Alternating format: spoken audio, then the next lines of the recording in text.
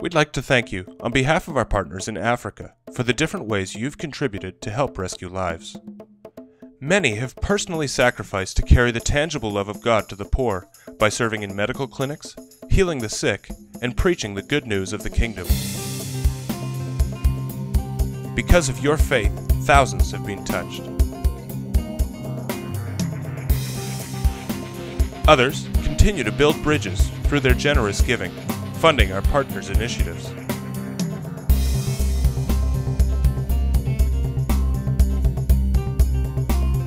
As you can see, you're helping to make a significant impact. Now, to share a few highlights from this region, here's founder Steve Stewart. Our first journey of compassion nearly 6 years ago was in East Kenya. Since then, we've seen the Lord do so much in about 6 nations around that continent. We've helped people to get safe water. In the cholera epidemic in Zimbabwe, now over 15,000 people have received safe water. As well, we've gotten anti-malarial nets to children in Tanzania. We've helped start an internet cafe to provide employment and funds to feed children. I met a man named Mike Brown earlier this year, and through him we were able to rescue women and children from a prison. Because in Kenya, if a woman is unable to pay her fine, she's put into a prison cell for 6 to 12 months along with her children. And the tragedy of this is that about 50% of the children die from malnutrition, bad water, and sickness.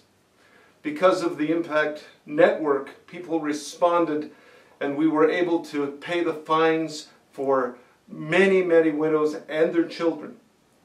You know, I was just in Burundi, which is a little nation called the Heart of Africa. And while I was there with the team, we went up to a pygmy village about 7,000 feet up. We did a medical clinic, but we went to a village where there were only 4 or 5 believers. At the end of the day, not only had about 500 people received medical, but we had an opportunity to share Christ. We left a village with 350 new believers. It was a remarkable, remarkable experience. Earlier this year, I was in Zambia. I met a widow who was raising 8 orphans. And all she had to provide income was 1 milk cow. She used to walk 3.5 hours to bring the milk to market. By the time it got there, the milk was sour, so she could only sell it at a very low price. We were able to do something very simple but very powerful. We provided her with a bicycle, and now, instead of 3.5 hours, it's only 45 minutes. And she's able, in fact, to go twice a day because the cow provides milk twice a day, and she has tripled her income. One of the last stories I want to tell you about is in a remarkable town called Bulera, Uganda, a town of about 8,000 people. And it's a town where we are seeing transformation take place. Our partner there, Hannington, built a school. Really, it's just a large kind of ramshackle affair. But he did it so that kids could have some opportunity for education. There's not even any windows, there's no electricity, there's no light.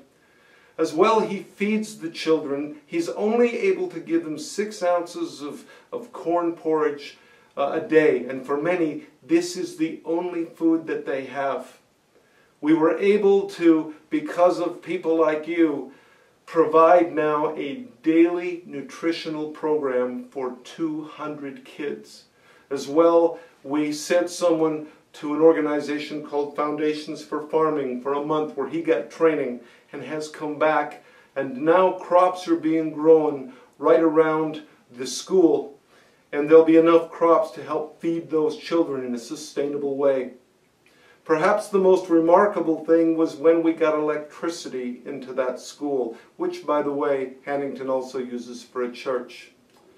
On the first Sunday after the lights were on, to his amazement, Many people from the town came to church who'd never been before, simply to see the lights. In the midst of the service, the Holy Spirit fell on the place. He phoned me the next day and said, "I've never seen anything like it, Steve." He said people could not get off the ground until after 4 o'clock in the afternoon. And when they did, many were healed, many were set free. I shared the gospel and they all came to Jesus.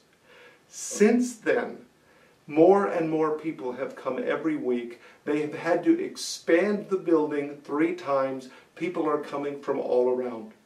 When the kingdom comes, it touches every part of life. I just want to thank you for your involvement in this on behalf of partners like Mike and Robert and Hannington and Jane and Langton. I want to say thank you for rescuing lives.